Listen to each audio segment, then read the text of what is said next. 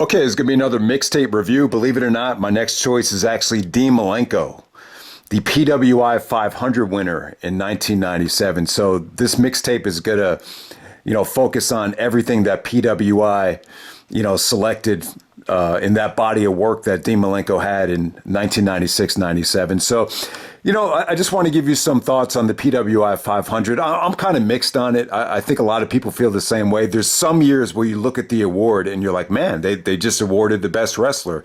Like, that's a pretty cool accomplishment. It is. Like, I think Dean Malenko winning this year, it's a pretty remarkable accomplishment. I would actually say it's one of the biggest, overachieving stories in the history of pro wrestling. But then there's some years where I look at the PWI 500 winner and it just kind of screams kayfabe. It's kind of like, oh, if you win the Royal Rumble, if you win the main event of WrestleMania, you're automatically going to win the PWI 500. So, and then there's other years where you kind of just roll your eyes at the award. But yeah, I mean, Dean Malenko winning in 97, that definitely stands out. Even, Rob Van Dam winning in 2002, I thought that was a, really eye-opening selection. Because he didn't win the world title that year, and he still won the PWI 500. So a lot of years you kind of look at the award and like, man, they just kind of awarded the best wrestler. So yeah, man. The PWI 500, I think a lot of people do have mixed feelings on it, but I think Malenko winning it in 97, it's really a great accomplishment because of when you look at the competition that he had to deal with. It's in the middle of the Monday Night Wars. Obviously, he's beating out Bret Hart. Obviously, 1997 is probably Bret's best year in terms of being well-rounded on the mic and in the ring.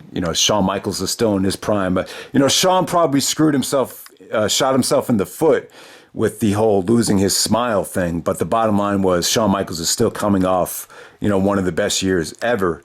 And then, this is the year where Stone Cold Steve Austin turned babyface.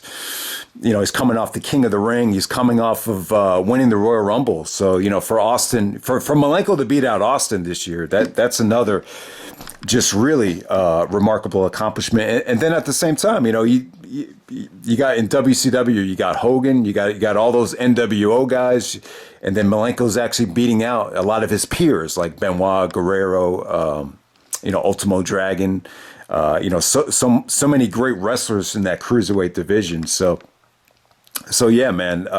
Let's focus on Dean Malenko right here. If anyone wants to recommend anything from Japan, feel free. I mean, when I'm looking at a lot of these Dean Malenko lists on YouTube, that seems to kind of be like the one of the comments, like, man, I was expecting something from Japan on this list. But, there's really not a lot of stuff from Japan that people are recommending. And then obviously it's well documented how amazing Malenko was in ECW with Eddie Guerrero. I mean, him and Guerrero just kind of tore it up. I actually have a whole DVD set just of Benoit and Guerrero matches. But, one of the interesting things about the PWI 500, it just doesn't focus on 1997. This is an award that they give out from August to August, from what I remember. So the bottom line is, when you look at this PWI 500 award, it really is more of a kayfabe award. They have like a top 5 reasons why we're giving the ranking when you look at the magazine.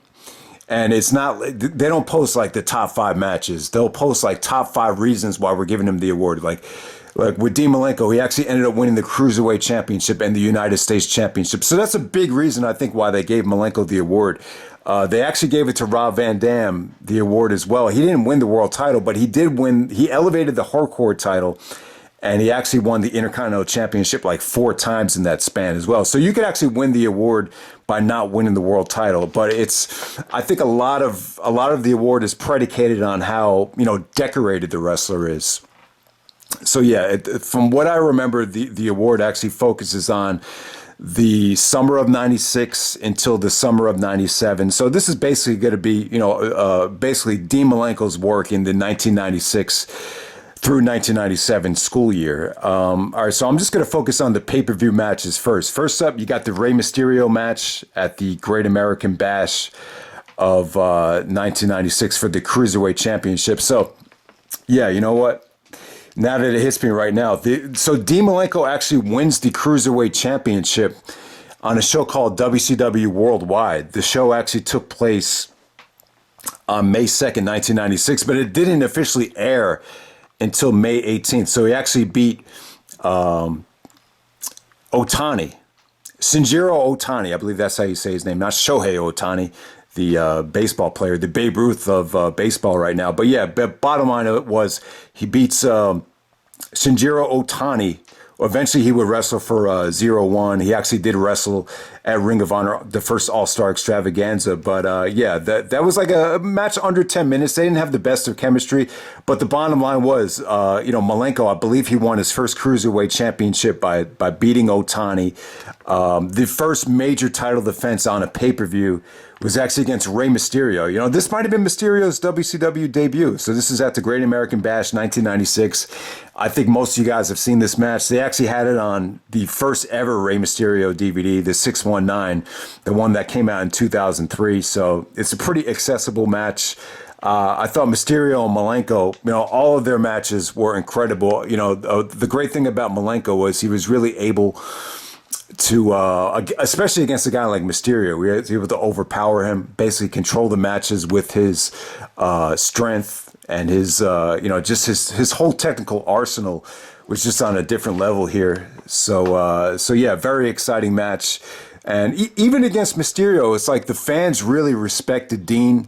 Like even though Dean would cheat for the finish, just the way he would counter, Mysterio's Hurricanrana into a powerbomb. Then he had his foot up on the ropes. But, the matches still kind of, got pretty good reactions, even though Dean was basically cheating here. But, yeah, Malenko was just, you always think of like Benoit and Bret Hart as just great technical wrestlers. But Malenko really kind of, takes it to the next level in terms of just knowing, a counter for everything. He's got so many different holds and submissions in his arsenal. But, I would even say like, Benoit was more of a guy that relied on, strength and just violence more than Malenko. Malenko is just more of like more of a trainer, more of just someone that, didn't really focus on the over the top character aspect of pro wrestling. It was just more of a guy that just knew every single, submission, every single counter. That's what I would kind of parallel Malenko to. And he was really like when you ask Bryan Danielson, like who's the guy that he really looked up to the most, he would actually mention Dean Malenko. So yeah, like when you watch Malenko's stuff back, you could just see a lot of, you could see a lot of influence in guys like Bryan Danielson, particularly Roderick Strong. I think Malenko might have been one of the first guys to ever do like a gut buster off the top of the rope. So yeah, so let's move on to Dean Malenko's next big pay-per-view match is actually the historic Bash at the Beach. This one was actually against Disco Inferno. So yeah, I mean, this was kind of like a filler opponent for Malenko here, but I think the whole point of this was to show how Malenko could kind of out-wrestle and out-maneuver a taller guy, a guy that was, not muscular, not more muscular than him, but just a bigger guy. So really, what Disco Inferno had, he really reminded me of like a Fandango. Like he was really worried about his hair, really worried about his looks. Kind of had like more of that you could definitely see a lot of Fandango in Disco Inferno. But Malenko easily goes over Disco Inferno at Bash at the Beach. Probably the weakest pay-per-view match out of this whole selection right there. But you see the whole point of it. You really had to put Malenko over as someone that, that just definitely had the advantage, whether the guy's taller than him or not.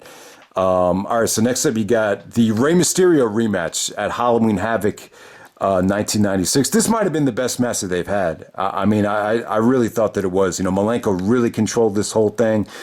And then you see the crowd just popped huge for some of Malenko's counters to a lot of Rey's offense here. He actually ended up winning this match, countering a Hurricanrana off the top rope into a gut wrench suplex, and it just came off great. So yeah, So back-to-back Halloween Havocs, Mysterio basically steals the show.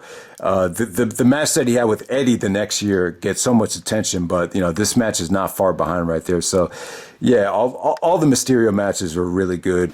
Okay, so one of the other matches that really got a lot of attention for Dean Malenko was actually the Hog Wild match against Chris Benoit. So Malenko actually lost the Cruiserweight Championship the night after the Bash of the Beach on the Nitro to Rey Mysterio. So that kind of freed Malenko up to wrestle Benoit at Hog Wild. And I have to say this about Benoit, like when I look back at 96, 97, it looked like he was kind of like more of a New Japan guy.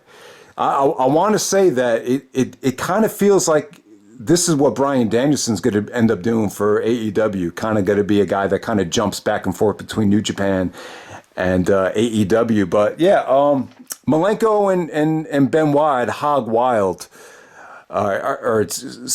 so if you haven't seen this Hog Wild match, they're actually outdoors. They're in South Dakota. The Bischoff wanted to run a pay-per-view, kind of, to attract a lot of motorcycle couples or attract motorcyclists. So the ring's actually just out there in a field. You can see the telephone lines. The sun is just like beating on the ring. Usually at WrestleMania or anytime WWE would do a show outdoors, you'd have, something at least over the top of the ring just in case it rained or whatever. But to do a show in South Dakota, it was a pretty ballsy move by Bischoff, because I remember Brock saying that they didn't even get cable, they didn't even get wrestling, so that's why he was never exposed to the business. So you probably just had a lot of like non-wrestling fans out there, and I thought that really hurt the reaction to the Dean Malenko and Chris Benoit match, because this is a pretty famous match. They actually showed it on the Benoit tribute show the night Chris Benoit died. This is one of the matches that they did show.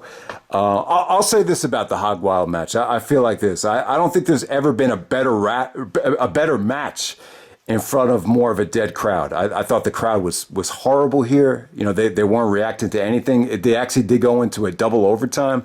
And for the second overtime, it felt like they were kind of booing. So that's never a good thing. But in terms of the work here, I thought Malenko and Benoit worked a great match. Obviously, these guys respect the hell out of each other going back to Japan. They both kind of have similar personalities. Malenko's more of a no-nonsense guy, and so is Benoit. But, when you watch Malenko's stuff, it kind of makes you see Benoit in more of a violent, more of a vicious, more of an action-packed wrestler than a Malenko. But the stuff between them was good. That you saw great counters from Benoit to the Texas Cloverleaf. You saw great small packages. Just the execution of Malenko's moveset was just Malenko's very safe. I think that's one of the things you could take away from this match is he's a lot more safe than your average wrestler. So just the way he will pop a German suplex, Benoit lands flat on his back without his neck even rubbing up against the mat. So yeah, I actually, it took me a while to really get into this. The first couple times I saw this match, I did not get what the big deal was. But, honestly, guys, this is just a beautiful wrestling match just in front of a dead crowd. I just hate the environment. That's really the only thing I hate about it. But at the same time, the environment is different. The camera work was really good here. And it's very challenging to shoot a wrestling match outdoors with the sun beating down on the ring. You have to change color temperature, white balance. Sometimes you even have to change the filter depending on what camera you're using. So, but I thought they did a good job there.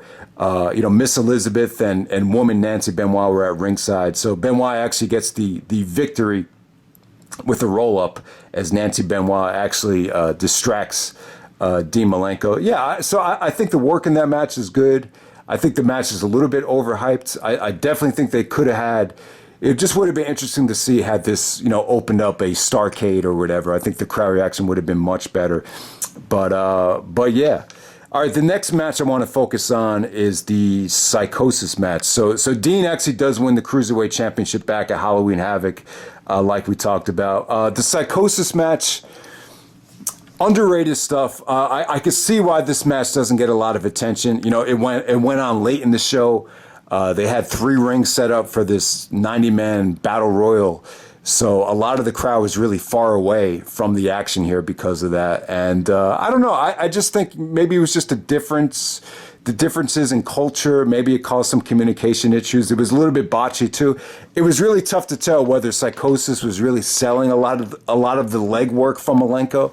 So there was a couple of spots where it looked like Psychosis just kind of botched a lot of stuff. But at the same time, I thought Psychosis looked good here. He busted out some good things. You know, you got to see Malenko really dissect and bring down the size and you know, another guy that's just a lot taller than him.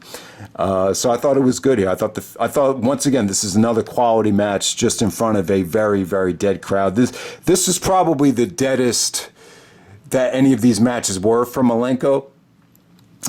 In front of, you know, an indoor crowd, I would definitely say that. So that was the Psychosis match. All right, so next up, you have the Ultimo Dragon stuff, or Ultimate Dragon at the time. They actually had a match at Starrcade 96.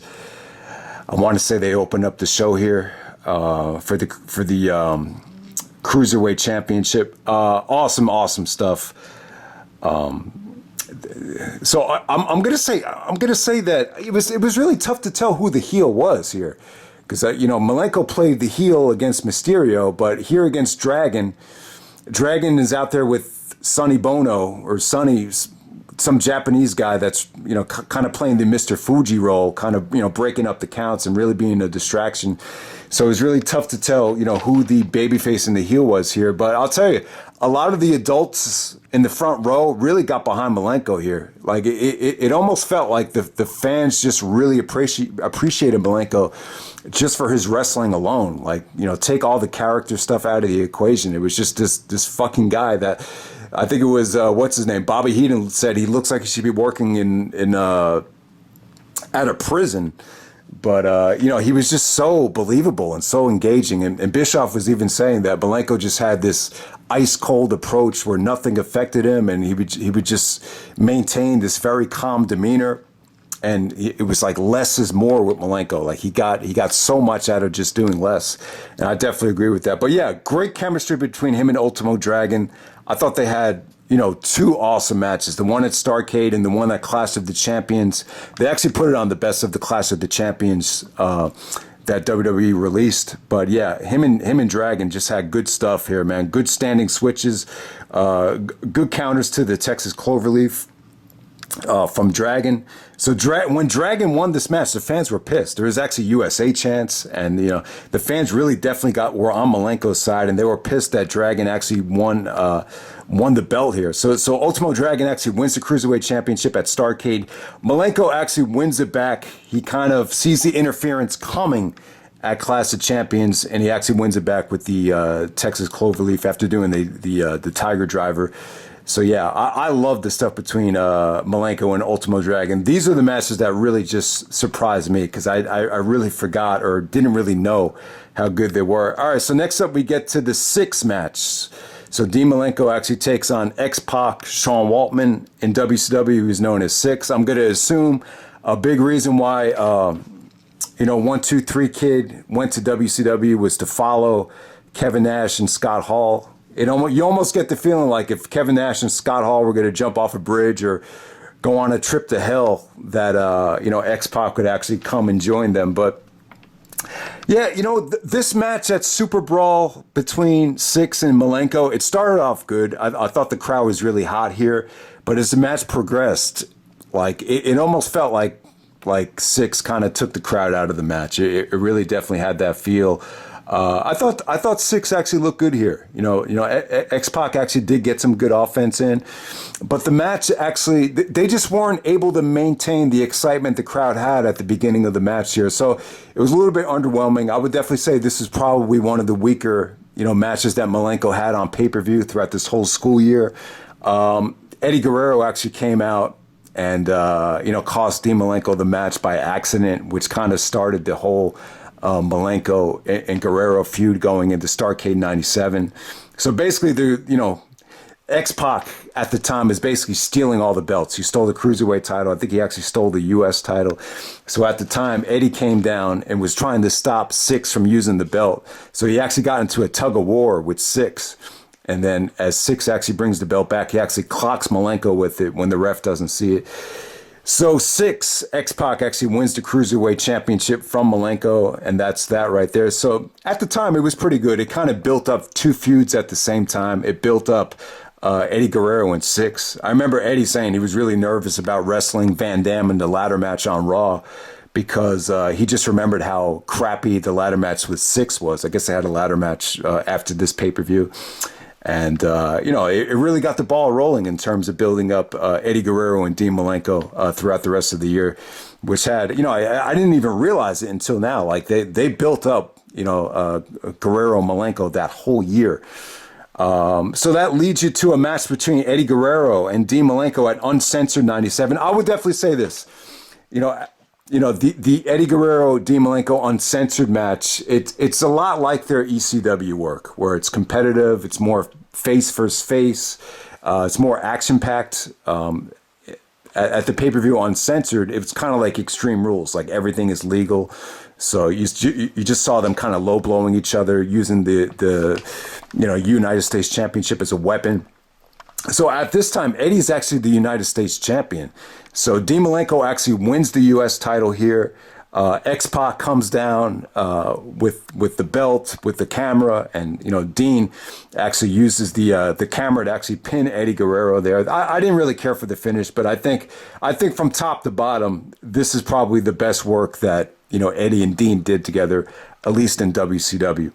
And then next up, you got another Chris Benoit match. You got a Benoit match at Spring Stampede 97 for the United States Championship. They went on very late in the show, so the crowd wasn't great, but I thought it was crisp. I thought it felt really competitive. Benoit did some beautiful, counters to Dean's offense with some reverse suplexes where he just lands flat on his stomach. You've seen Benoit and Triple H experiment with that at No Mercy 2000. I thought this was going along great. Just really, really good stuff between Benoit and Dean. I thought it was definitely on the way to being better than the Hog Wild match. The problem with this was you had interference from everybody. You had interference from Miss Jackie. You had interference from Eddie.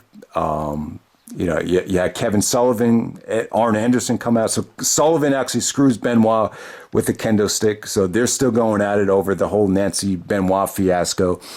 And so that's pretty much how it ends right there. So the match basically ends in a no contest, but it was pretty awesome while it lasted, but you're not going to get a finish there. So next up, we got Dean Malenko actually taking on Jeff Jarrett in a couple of matches here. So I thought the Dean and Jarrett matches were pretty good. Deborah, Jarrett was actually with Deborah, Steve Austin's future wife at the time. So she was a manager. She played a huge role in these matches. So Dean actually wins the match at Slamboree, but then he actually loses the United States Championship to Jarrett on Nitro in June of 97, thanks to, I believe it was Eddie Guerrero that screwed Dean out of the match. But Jarrett actually wins again at Fall Brawl 1997. So they had a lot of matches. They had 2 Nitro matches, and then obviously they had the 2 big matches on pay-per-view at Slamboree and Fall Brawl. What really stood out about these matches, kind of methodical. I didn't think they were that bad. I know Meltzer was kind of critical of them. I think even Conrad and Bischoff, kind of disrespected this matches by saying that Jarrett's like, the fast forward button. I didn't totally get what they were talking about. Maybe it's like an inside joke, but I didn't really think the Malenko and Jarrett stuff was that bad. I thought they actually made for a good combination. I thought Malenko did some really, really good counters to avoid the figure 4, just the way he went to work on the legs here, especially Jarrett. No, like everything was pretty much centered around just, Jarrett trying to apply the figure 4 and Malenko trying to get out of it or to prepare how to not get locked into it. So I thought it was pretty engaging stuff, not bad stuff at all. So I thought they were actually pretty good. They start off kind of boring, but I think by the end of the matches, they were pretty engaging. I would definitely say the Fall Brawl match where Jarrett went over was actually the better match right there. But yeah, check them out if you get a chance. I thought they were good. And then the last match I'll talk about on an actual pay-per-view, it was actually the Eddie Guerrero match at Starrcade 97. So Eddie's coming off of that really, really good series with Rey Mysterio. Eddie just got into much better shape as 97 went on. I don't know what he was doing, but he just looked, amazing when you get to the fall of 97. But in this match, it was kind of underwhelming considering that they were building up this all year. They actually put this on the best of Starrcade that the WWE released. This match is nowhere near as good as the Malenko Ultimo Dragon match from Starrcade '96. I'll definitely say that. But this is more about just Eddie going to work on Dean's knees. He actually locked Malenko with the steel steps and just kind of drop kicked the steel steps and really going to work on the whole knee throughout the whole match, and ultimately ends up beating him with the frog splash on the knee, and Malenko's knee gives out. It was just kind of, you know what? It was a little bit too heel dominating for me. I think when you look at Malenko and Guerrero, the best usage of them to get a classic is just to have them just go out there and wrestle in more of an athletic competition type of thing, instead of making more about, you know, working over body parts or being heel versus babyface dominated. And the match is definitely just Eddie dominating the match as a heel. So it just doesn't have that back and forth spark that their farewell and ECW had. I'll definitely say that. So that's pretty much it with the pay-per-view matches. I would definitely say the Mysterio stuff is must see. And I would definitely say the Ultimo Dragon stuff is really, really, really must see. But yeah, the Benoit match from Hog Wild, there was no championship on the line. But I think the actual wrestling was probably the best in that match. But I hate that environment. I hate that crowd reaction. But you know, you can see why PWI really gave Dean a lot of credit for this year. I think the matches were good. I don't think they placed too much importance on the matches. It was just he really elevated the Cruiserweight Championship, and then at the same time he elevated the United States Championship. So Dean actually won the United States Championship from Eddie Guerrero in March at Uncensored, and he kept it until June, where he lost to Jeff Jarrett. So Dean was able to elevate two championships basically the same way, you know, Rob Van Dam was able to elevate the Hardcore Championship and the Intercontinental Championship in 2001/2002. And I'll end the video with this. Let's just talk about some of the television matches. So, the match against Otani, that's actually from Worldwide. There's actually a match against Jushin Thunder Liger from May 6, 1996 on Nitro, which is short, but really, really good. You know, Dean had great chemistry with both Liger and Ultimo Dragon. I would definitely say that. So good stuff there. Underrated stuff. It's actually on YouTube. I'll try to put the link in the description. The Mysterio. All right, so he wrestles Mysterio on Nitro a couple of times. The night after Bash of the Beach, it's actually outdoors at the MGM Studios. That's when Ray actually does win the Cruiserweight Championship. Really fast. The match was actually a lot faster paced than their Great American Bash match. But I think the Great American Bash match was definitely, the pay-per-view matches were definitely a lot better. There's another match that he had on Nitro with Ray on December 30th, which I actually put on the Best of Nitro set. But that was kind of a weak match in terms of crowd reaction. I thought that was probably the weakest one. And then the match that he had with Mysterio at Clash of the Champions 33, another really good match between them. That's definitely worth checking out. I would definitely say that hit the 4-star level. So, you know, Dean actually does win the match with the foot on the rope. Referee sees it, restarts the match, and then, you know, Ray does a springboard hurricanrana to basically put Malenko away. So really controversial ending, but from start to finish, the Clash of Champions match, I'll give it a thumbs up. Really good stuff. So he actually had a match with Regal on December 23rd, 1996. Very similar to the Benoit match, not as violent and, you know, over the top holy shitness is those Regal Benoit matches, but yeah, just not your ideal match for a Nitro crowd, but if you just want to watch two guys wrestle that you could study at a wrestling school, I thought Malenko and Regal put on a clinic. This is another match you could watch on YouTube. I thought it was good stuff. Like I said, man, the Ultimo Dragon matches were great. So there's actually another really good Ultimo Dragon match on Nitro from February 24th, 1997, and then they had another classic at the Clash of Champions 34. WWE actually put that on the Best of Clash of Champions set, so check those out. All right, some more television matches. All right, the Jarrett matches. So he actually lost the United States Championship to Jarrett on Nitro, June 9th, 1997. There's another Jarrett match on August 11th, 1997. So, yeah, I thought the Jarrett stuff was really, really good stuff. The television matches are not as, the stories are very shorter and they're not as compelling as the pay-per-view stuff. All right, the match against Curt Henning, October 20th, 1997. All right, what really stood out about the Curt Henning match was this is an example of, the better worker not going over. So I could see, very, very rarely did they have Malenko wrestle one of the, the main event level guys. But yeah, Malenko actually came off like he was the better wrestler here.